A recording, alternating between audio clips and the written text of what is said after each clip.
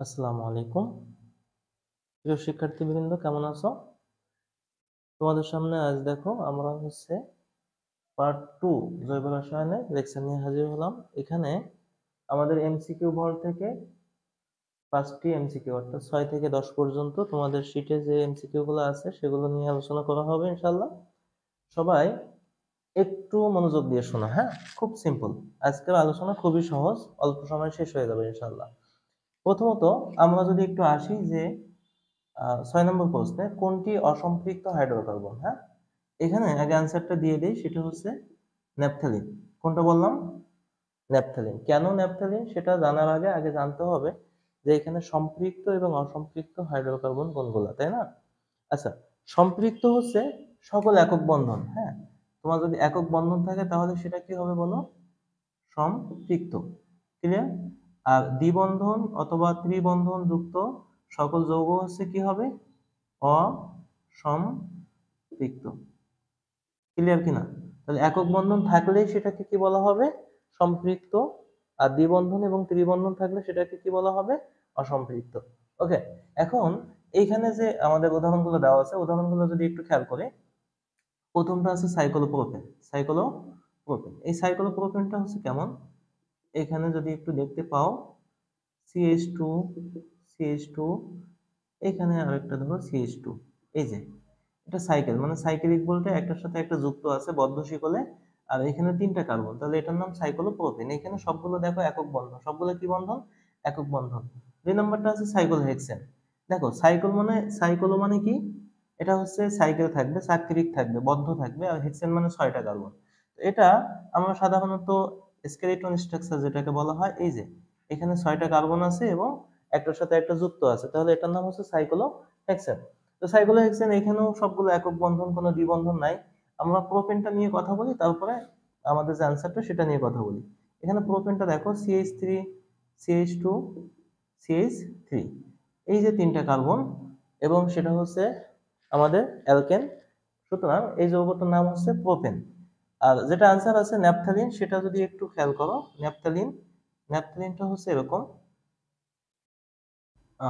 এই যে এর ভিতরে যদি তুমি দেখো, এর ভিতরে যেটা আছে যে আমাদের 5টা পাই বন্ধন আছে। দুইটা বেনজিন বলয়ের মধ্যে কয়টা পাই বন্ধন আছে? 5টা। এই এই এই যে বন্ধনগুলো, এগুলোকে বলা হয় পাই বন্ধন। অর্থাৎ পাই বন্ধন থাকলে সেটা কি হবে? দ্বিবন্ধন না হয় কি ত্রিবন্ধন। সুতরাং এই যৌগকে আমরা কি বলছি? অসম্পৃক্ত হাইড্রোকার্বন। সবাই বুঝতে পারছো? খুবই সহজ একটা প্রশ্ন। সুতরাং সকল দ্বিবন্ধন ত্রিবন্ধন যুক্ত যৌগগুলোকে আমরা অসম্পৃক্ত বলি, সকল একক বন্ধন যুক্ত যৌগকে কি বলি? সম্পৃক্ত যৌগ বা সম্পৃক্ত হাইড্রোকার্বন। ঠিক আছে? ওকে। আমাদের 6 নম্বর পরে আমরা যেটা আসবো সেটা হচ্ছে 7 নম্বর প্রশ্ন, তাই না? 6 নম্বর শেষ। 7 নম্বরটা হচ্ছে কোনটি বিষম চাকরিক? খুবই সহজ একটা প্রশ্ন এবং এটা খুবই গুরুত্বপূর্ণ। তো এখানে আগে অ্যান্সারটা যদি আমরা বলে থাকি, সেই অ্যান্সারটা হচ্ছে এখানে ফিউরান, হ্যাঁ? এখন তোমাদেরকে আগে জানতে হবে যে আসলে বিষম চাকরিক কি, সুষম চাকরিক কি, হ্যাঁ? আচ্ছা, বিষম চাকরিকের আরো কিছু নাম আছে, সেটা হচ্ছে হেটারোসাইক্লিক। আর সুষম চাকরিক যেটা, সেটাকে বলা হয় কার্বোসাইক্লিক অথবা হোমোসাইক্লিক। এখন সুষম চাকরিকটা একটু আগে বুঝে নেই। সুষম চাকরিকটা দেখো, চাকরিক মানে তো বদ্ধ থাকবে। তো এখন একটা বদ্ধ শিকল যুক্ত কোনো যৌগ, যে যৌগের প্রত্যেকটা কর্নারে, ঠিক আছে, বা বদ্ধ যে যৌগটা হবে তার ভিতরে শুধু সাইকেলের মধ্যে কি থাকবে? কার্বন থাকবে। আমি আবারও রিপিট করছি, কার্বনের সাইকেল যেগুলো আছে, হ্যাঁ, শুধু কার্বন থাকবে। এই যৌগগুলোকে আমরা বলি সুষম চাকরিক যৌগ। আর কার্বন ব্যতীত অন্য কোনো মৌল, যেমন অক্সিজেন থাকতে পারে, সালফার থাকতে পারে, নাইট্রোজেন থাকতে পারে, এই সকল মৌল যদি কোনো সাইকেলের ভিতরে প্রবেশ করে কার্বনের জায়গায়, তাহলে সেটাকে আমরা বলবো বিষম চাকরিক বা হেটারোসাইক্লিক। যেমন আমাদের এইখানে যে উদাহরণটা আছে, আমাদের আনসার যেটা আছে ফিউরান, এটা যদি একটু লিখি, আমাদের ফিউরানের গঠনটা হচ্ছে এরকম, স্ট্রাকচারটা এরকম। তো দেখো, আমরা যদি এইখানে বাকিগুলো তো আগেই আনসার দেওয়া হয়ে গেছে, যেমন সাইক্লোহেক্সেন যেটা ছিল, সাইক্লোহেক্সেন, এই যে এই সাইকেলের এখানে মাঝখানে কিছু নাই, মানে সবগুলোতে কার্বন আছে, সবগুলোতে কি আছে? কার্বন। বাট এইখানে তুমি কি দেখছো? এখানে এখানে আছে অক্সিজেন। এই যৌগটার নাম হচ্ছে ফিউরান। ফিউরান। তাহলে আমাদের এই যে বেনজিন বলছি, দেখো এই যে বেনজিন, এই বেনজিনের ভিতরে কি কোনো কার্বন ছাড়া অন্য কোনো মৌল নাই, বিধায় এটা হচ্ছে কি সুষম সাকরিক। এভাবে তোমাদের কয়েকটা উদাহরণ দেওয়া আছে, দেখবা বেনজিন আছে, ন্যাপথালিন আছে, অ্যানথ্রাসিন আছে, তারপরে ফেনল আছে, অ্যানিলিন আছে, হ্যাঁ, টলুইন আছে, এরকম। এগুলো ভালো করে মনে রাখবা। একটা বিষয় একটু বলার আছে এখানে, সেটা হলো তোমাদের মনে হতে পারে যে এইখানে যদি ফেনলটা লিখি, ফেনল, ফেনলের উপরে দেখবা একটা ওইচ আছে, হ্যাঁ। তো এইখানে যদি তোমরা বলো আমাকে যে এখানে অক্সিজেন আছে, তাহলে এটা কেন সুষম চাকরিক হলো, এটা কেন বিষম হলো না? তো এখানে সিম্পল একটা ব্যাখ্যা আছে, ব্যাখ্যাটা দেখো, তোমার সাইকেলটা কোথায় সেটা আগে খেয়াল করবো। সাইকেলটা হচ্ছে এটা, এটা সাইকেলের বাইরে। এই সাইকেলের মধ্যে কি কার্বন ব্যতীত অন্য কিছু আছে কিনা? নাই তো। তাহলে এটা কি হবে? এটা সুষম চাকরিক হবে। হ্যাঁ, অক্সিজেনটা কিন্তু বাইরে আছে, অ্যানিলিনের ক্ষেত্রে নাইট্রোজেনটা বাইরে আছে, কোনো সমস্যা নাই। ক্লিয়ার? আশা করি বুঝতে পারছো। এখন এটা অ্যারোমেটিক হতে পারে, অ্যালিফেটিক হতে পারে। সুষম চাকরিক অ্যালিফেটিক যৌগ আছে, অ্যারোমেটিক যৌগ আছে, হ্যাঁ। তো এগুলো তো তোমাদের উদাহরণে দেওয়া আছে, এগুলো একটু ভালো করে দেখে নিবা। বিশেষ করে তোমাদের লাস্টে যেগুলো আছে যে বিষম চাকরিক অ্যারোমেটিক যৌগ, এই অ্যারোমেটিক যৌগ চারটা খুবই গুরুত্বপূর্ণ। একটা হচ্ছে থায়োফিন, তারপরে ফিউরান, তারপরে পাইরল, আরেকটা কি আছে, পিরিডিন, তাই না? এই যে এখানে যদি তোমার এখানে সালফার থাকে, সালফার থাকলে এটার নাম হবে কি, থায়োফিন। তোমার এই পঞ্চভুজ যেটা আছে সেখানে যদি নাইট্রোজেন এবং হাইড্রোজেন থাকে, এটার নাম হবে পাইরল। আর বেনজিনের মতো দেখতে, জাস্ট এইখানে যদি তোমার নাইট্রোজেন থাকে সেটার নাম হবে পিরিডিন। তাহলে এই যে নাইট্রোজেন, এখানে নাইট্রোজেন, এখানে সালফার, এই যৌগগুলোকে আমরা বলছি হচ্ছে বিষম চাকরিক অ্যারোমেটিক যৌগ। খুব বেশি পরীক্ষায় এই প্রশ্নগুলো আসে বা এই অপশনগুলো থাকে, সুতরাং এগুলো তোমাদেরকে ভালোভাবে পড়তে হবে। আশা করি বুঝতে পারছো। এরপরেরটা যদি আসি, এটা আমাদের শেষ হয়ে গেল। আমরা হচ্ছে এরপর 8 নম্বর প্রশ্নের আনসারটা যদি একটু দেখি। নিম্নে উল্লেখিত কোন রোগে sp2 সংক্রমণ ঘটে? খুবই সহজ এবং খুবই সিম্পল একটা প্রশ্ন, গুরুত্বপূর্ণ একটা প্রশ্ন। এখানে sp2 সংক্রমণ ঘটে কোনটাতে? অ্যান্সারটা হবে ইথিনে বা ইথিলিনে, তাই না? এখন এই যে সংকলন পার্টটা এখানে আসছে, এখন সংকলনটা হচ্ছে জৈব রসায়নে আছে, আর সব থেকে বেশি যেখানে আছে সেটা হচ্ছে প্রথম পত্রের 3য় অধ্যায়। আমরা সেখানে সংকলন সম্পর্কে বিস্তারিত জানবো। এখানে আসলে অত বিস্তারিত জানার সময় সুযোগ কোনোটাই নাই।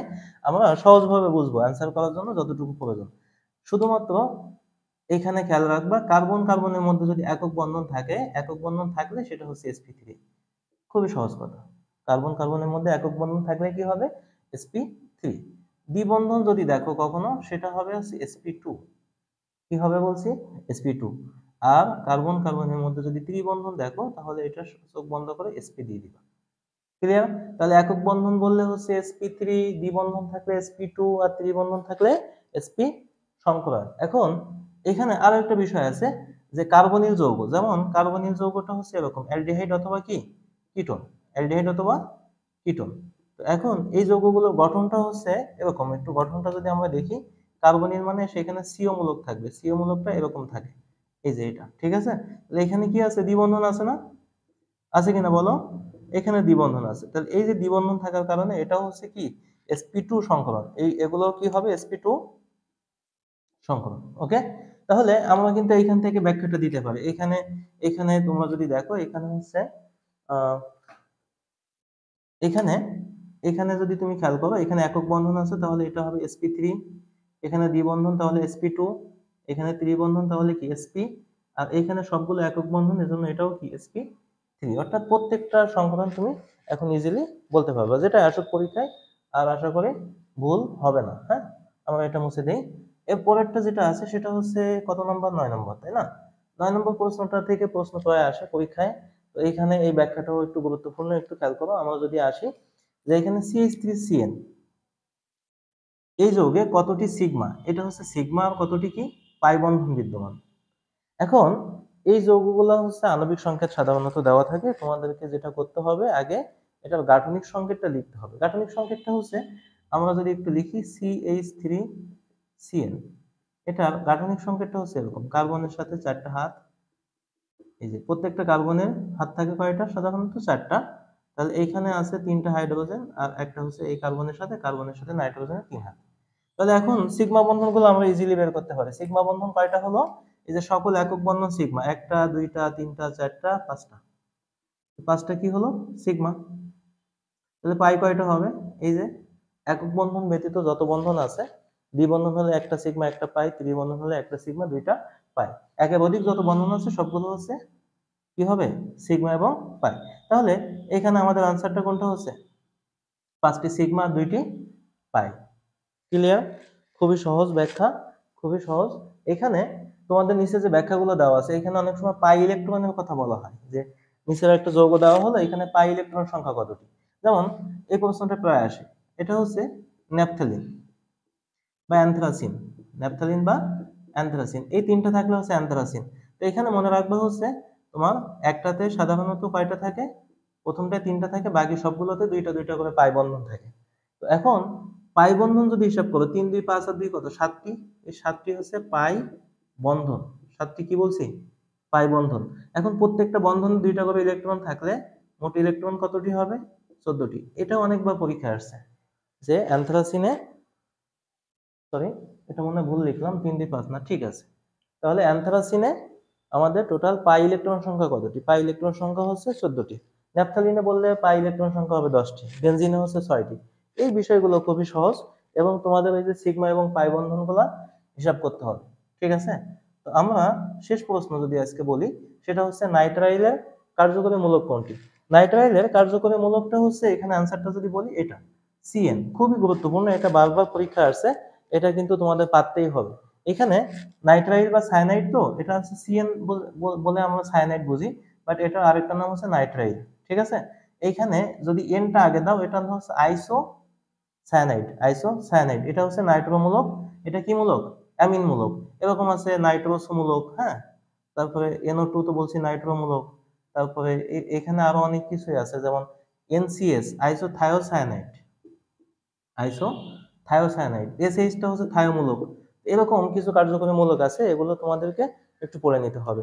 খুবই সহজ, যেটা বেশি আসে সেটা হচ্ছে এটা, এটা দেখাই দিলাম। এছাড়াও মাঝে মাঝে আসছে একটা নাইট্রোসো মূলক কোনটি নিচে, ইত্যাদি ইত্যাদি, ঠিক আছে। আর এই যে সমগোত্রীয় শ্রেণী আছে, অ্যালকেন, CnH টয়েজেন +2, এগুলো খুবই সহজ, CnH টয়েজেন অ্যালকিন, CnH টয়েজেন -2 অ্যালকাইন, ইত্যাদি ইত্যাদি। ঠিক আছে, আজ এ পর্যন্ত। ভালো থেকো সবাই, আবার দেখা হচ্ছে নেক্সট ভিডিও। সবাই মোটামুটি ভালো করে পড়ো, ইনশাআল্লাহ আমাদের জন্য ভালো কিছু অপেক্ষা করছে।